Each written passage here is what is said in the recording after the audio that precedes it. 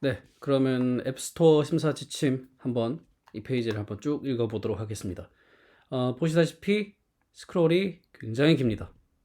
이게 엄청나게 방대한 컨텐츠가 있고 이거를 한 번에 다 읽는다는 거는 불가능하고 제가 볼 때 한 지금 보시다시피 왼쪽을 보면은 1, 2, 3, 4, 5 크게 5개의 섹션으로 나뉘고 있는데 그래서 최소한 5번에 나눠서 한번 읽어보는 게 좋지 않나 라고 생각이 듭니다. 저도 집중력이 그렇게 좋지 않습니다. 한 영상 하나당 20분 정도로 잡으면은 이걸 다 읽을 수 있지 않을까 5번에. 네, 그렇게 생각을 하고 일단 한번 읽어보도록 하겠습니다. 앱스토어 심사 지침. 앱은 세상을 바꾸고 있습니다. 앱을 통해 사람들은 삶은 풍요로워지고 여러분과 같은 개발자들은 바바바바바 하고 항상 글의 핵심은 첫 문장 혹은 마지막 문장이죠. 앱 심사 절차를 신속하게 통과할 수 있도록 애플 지침을 이해하는 데 도움을 드리고자 합니다. 네, 도움을 주도록 하세요. 네, 서론으로 바로 들어가겠습니다. 앱스토어에 확대를 하고 앱스토어의 기본 원칙은 간단합니다. 사용자에게는 안전하게 앱을 이용할 수 있는 경험, 그러니까 safety, 안정성인 거죠. 개발자에게는 뛰어난 앱을 개발할 수 있는 훌륭한 기회를 제공하는 것입니다. 이를 위해 애플에서는 모든 콘텐츠를 세심하게 엄선한 앱스토어를 제공합니다. 앱스토어의 모든 앱들은 전문가들이 심사하고 에디터 팀들은 사용자가 매일 새로운 앱을 발견하도록 콘텐츠를 작성합니다. 그 외 모든 것은 언제든 인터넷을 사용하면 됩니다. 그러니까 이런 말이에요. 앱스토어에 올라가는 앱들은 우리가 다 리뷰를 이제 꼼꼼하게 리뷰를 하는 것들이니까 믿고 쓰면 되고 만약에 앱스토어 뭐 훌륭한 콘텐츠라 하더라도 그 애플의 심사 기준에 충족하지 못해서 못 올라가는 경우도 있을 수 있잖아요. 그런 것들은 그냥 웹에서 사용하라고 하는 겁니다. 네. 웹이라는 앱스토어에 안 올라가는 거는 웹이란 대안이 있으니까 너무 꼽게 생각하지 마라 이런 얘기인 것 같아요. 앱스토어 모델 및 지침이 여러분의 앱 또는 비즈니스 아이디어에 적합하지 않다면 뛰어난 웹 환경을 제공하는 사파리를 통해서도 여러분의 서비스를 제공할 수 있습니다. 이런 소리죠. 예. 한마디로 꼬우면 웹 쓰고 기왕 쓸 거면 우리 거 사파리 써라 라는 얘기입니다.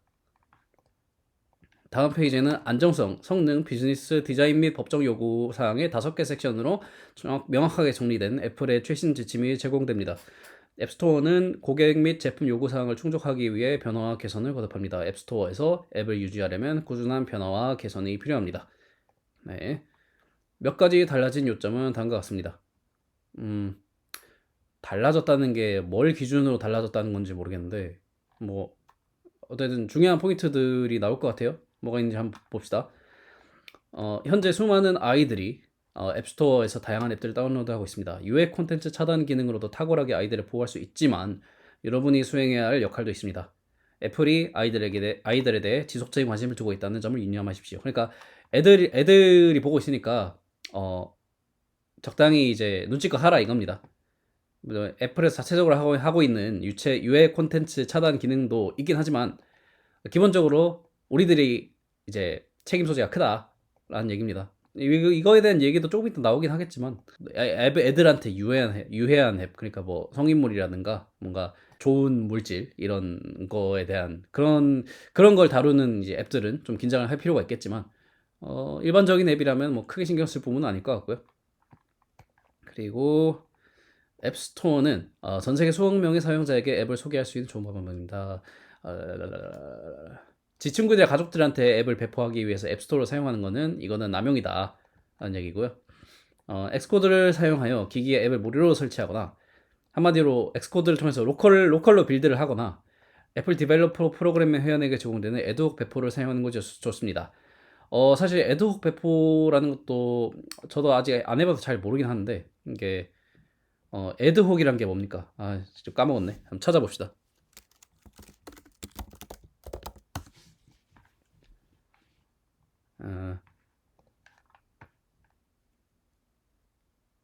이거 뭐라고 정의해야 되냐면 애드혹, 이 라틴어로 for this particular purpose, 이 특수한 목적을 위해서라는 뜻인데 이게 뭐냐? 그러니까 특정 상황에서만 정답이 되고 일반화될 수 없는 해답을 말한다. 그러니까 재사용되는 것이 거의 불가능하다. 그러니까 뭐랄까 일반화되지 않은 일회성의 되게 특수한 목적을 위해서 존재하는 어떤 무언가를 애드혹이라고 한다라고 생각하시면 될 것 같습니다. 그러니까 애드혹 배포라는 게 있어요. 저도 안 해봐서 잘은 모르는데 이런 게 있거든요.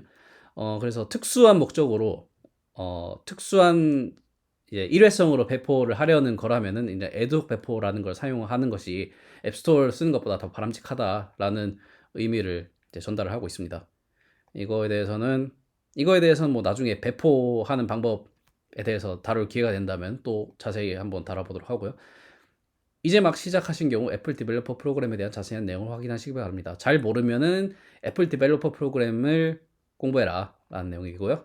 다음, 애플은 앱이 서로 다른 의견을 가진 사용자를 존중하고 우수한 앱 경험을 제공하는 한 앱스토어에 제시되는 모든 견해를 지지합니다. 애플이 정해놓은 선을 넘는 컨텐츠나 동작이 있는 앱은 반드시 거절당합니다. 자, 애플이 직접 말했습니다. 선 넘지 말라고. 반드시 거절당한다. 어떤 선인지 궁금하십니까? 직접 보면 알 수 있다는 미국 연방 대법관의 말처럼 선을 넘는 순간 여러분들도 알 수 있을 것입니다. 선이라는 게 참 애매하죠. 이게 문화에 따라서 다르기도 하고 미국 같은 경우 주마다도 다르긴 한데 아무튼 그 선이 무엇인지는 경험해 보면 알 것이다. 이런 좀 무서운 어투로 얘기를 하고 있는데 여러분 뭐 선을 넘을 생각 없으시죠? 그러면 상관없을 겁니다. 네, 한마디로 예, 앱으로 선 넘지 마라. 그런 일반적인 얘기고요. 다음, 시스템을 교란시키는 행위. 예를 들어 심사 절차 중 부정 행위, 사용자 데이터 도용, 다른 개발자의 표절 작업, 등급 조작 또는 앱스토어 노출 조작 등 뭐 이 시스템을 교란시키려는 행위로 이제 예를 여러 가지 들긴 했는데 이런 것들은 하시려면 여러분들이 어떤 의미인지 다 아실 거예요. 그리고 이제 구체적인 사례에 대해서는 앞으로 읽으면서 조금씩 등장할 것 같은데 그런 것들이 발견될 경우 앱스토어는 앱을 삭제하고 해당 개발자가 이 디벨로퍼 프로그램에서 퇴출된다 라는 의미니까 don't play smart, 그러니까 잔머리 굴리지 말라 이런 얘기입니다. 그냥 정직하게 앱을 올리시면 된다 이런 얘기입니다. 다음으로 앱 개발자에게는 광고 네트워크, 분석 서비스, 타사 SDK 등 앱을 구성하는 일체 요소가 본 지침을 준수하도록 하기 위해 모든 조치를 취할 책임이 있으므로 해당 요소를 결정하기 전에 면밀한 검토를 거쳐야 합니다. 그러니까 앱을 만들다 보면은 모든 걸 다 내가 만드는 게 아니잖아요. 타사의 광고 솔루션을 갖다 붙일 수도 있고 또 타사 SDK를 이제 기능에 갖다 붙이기 위해 쓸 수도 있고 뭐 애널리틱스, 분석 서비스 같은 것도 이제 서드 파티 거를 쓸 수 있잖아요. 이런 것들을 다 한데 모아놨을 때 뭐 지침을 어기는 게 없어야 된다라는 얘기예요. 그러니까 내가 만든 건 아니지만 이게 끼칠 영향성은 본인이 이제 먼저 면밀히 검토를 하고 심사를 제출해야 된다 이런 얘기를 하고 있습니다. 다음, 개발자들에게 일반적으로 제공되지 않는 일부 기능 및 기술은 제한적 사용 사례의 entitlement, 권한으로 제공될 수 있습니다. 예를 들어 애플은 CarPlay Audio, Hypervisor 또는 Privileged File Operations에 대한 권한을 제공합니다. 뭔 소리냐? 애플 플랫폼이 특히 iOS가 개발자분들은 아시겠지만 제약사항이 되게 많잖아요. 예를 들어 그 파일 관련해서도 이게 각 앱들이 의무적으로 자기만의 샌드박스에 갇혀 있다 보니까 퍼블릭 스페이스에 존재하는 파일을 가져오기 위해서는 뭐 권한을 얻기 위해서 어떤 과정을 거쳐야 된다든가 혹은 뭐 다른 앱들의 파일에 접근하기 위해서 또 어떤 특수한 절차를 거쳐야 된다든가 뭐 이런 것들이 있단 말이에요. 이게 다 이제 iOS에 작용하는 이제 시스템적인 제한 때문에 그런 건데 그런 일반적으로 제공되지 않는 기능들은 제한적으로 풀어줄 수 있다 이런 겁니다. entitlement, 권한을 통해서 여기서 예로 든 건 이제 CarPlay Audio, 그러니까 Hypervisor나 Privileged File Operation 이런 건 저도 뭔지 모르겠어요. 근데 CarPlay는 다들 아시죠? 이제 CarPlay 기능을 뭐 개발해 본 사람만 알겠지만 저도 잘 몰라요. 일반적인 어떤 iOS의 기능으로는 안 되는 부분들이 좀 제한적인 부분들이 많은가 봐요. 그래서 그런 거 이런 카플레이 오디오 앱을 개발하기 위한 이런 어떤 특수한 상황에 대해서는 제한적인 어떤 권한을 부여하겠다 그런 의미로 보여요. 이 권한에 대해서 자세히 알아보려면 developer.apple.com의 문서를 그러니까 개발자 문서를 잘 보라 이 얘기입니다. 워낙 이제 애플 플랫폼이 개발자에게 이제 사용자 입장에서는 굉장히 이제 시큐어하고 또 어차피 되게 심리스하고 안전한 그런 사용자 경험은 되겠지만 개발자 입장에서 골치 아프단 말이죠. 이거를 구현하기 위해서 권한을 어떻게 획득해야 되고 권한을 획득할 수 없으면 뭐 똑같은 효과를 어떻게 구현을 하기 위해서 뭐 우회해야 되고 막 되게 잔머리를 많이 굴려야 된단 말이에요. 그런 제한들을 계속 그냥 두면은 자기 생태계가 고립될 걸 아니까 이제 특수한 상황에 대해서는 권한을 부여해서 개발의 유연성을 보장하겠다. 이런 의미로 보실 수 있을 것 같습니다. 그러니까 여러분들 앱을 개발하시다가 아 이거는 권한 문제 때문에 이거는 애플 자체적인 정책 때문에 이건 안 될 것 같아 라고 이제 지레 포기하지 마시고 한번 이런 인타이러먼트에 대해서 좀 보시는 게 어떨지. 그리고 네, 넘어가죠.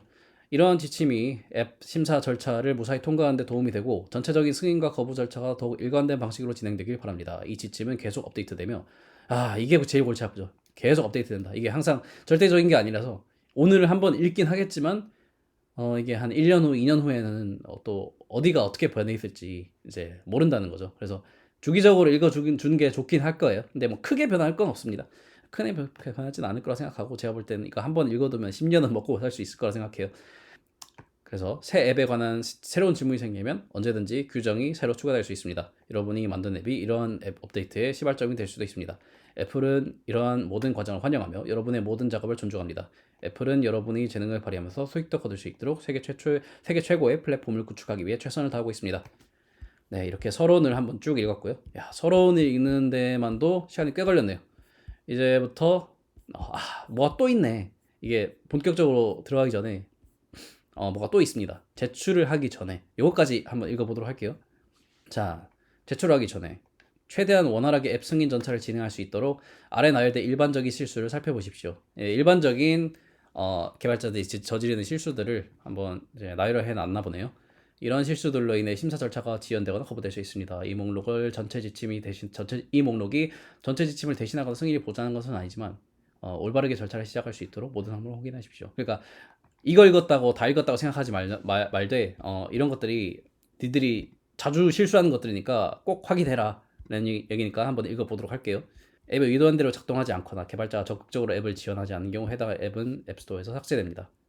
이거 좀 무서운 말이긴 하네요. 버그가 심하고 한마디로 좀 버그가 심하거나 유지보수가 잘 안 돼. 그러면은 삭제될 수 있다. 이거 좀 무섭다. 저도 이제 좀 방치 중인 앱이 있긴 하거든요. 야 이거 갑자기 가슴이 아파오네요. 네, 넘어가도록 합니다. 확인할 내용은 앱에 충돌 및 버그가 있는지 테스트하기. 네, 뭐 당연한 얘기고요. 막 앱이 막 시도 때도 없이 충돌하고 막 버그 일어나는데 절대 뭐 심사를 통과시켜 줄 수는 없겠죠. 그리고 모든 앱 정보와 메타데이터가 완전하고 정확한지 확인하기. 그러니까 앱스토어 커넥트를 갔을 때 앱을 제출하기 전에 앱 정보를 입력을 하고 뭐 앱스토어 이름, 뭐 앱 설명, 뭐 프로모션 텍스트, 뭐 또 그 스크린샷 이런 것들 있잖아요. 그런 것들 다 입력하고 메타데이터 이 앱이 뭐 어떤 장르의 앱인지 또 뭐 인앱 결제를 지원하는지 또 뭐 개발자 연락처는 정확한지 이런 것들 있잖아요. 그런 것들이 잘 입력이 됐는지 확인하고요. 그다음 앱 심사팀이 연락할 경우를 대비하여 연락처 정보 업데이트하기. 네, 이거 뭐 아마 이게 연락처 정보가 안 들어가 있으면 애초에 심사가 안 넣어지긴 하겠지만 어쨌든 그 연락처 정보, 보통 이메일을 저희가 심사하는데 이메일 정보를 이제 넣어두는데 그게 이제 최신화된 건지 항상 확인하라는 얘기고요. 그다음 앱 심사팀의 앱에 대한 모든 접근 권한 제공하기. 그렇죠.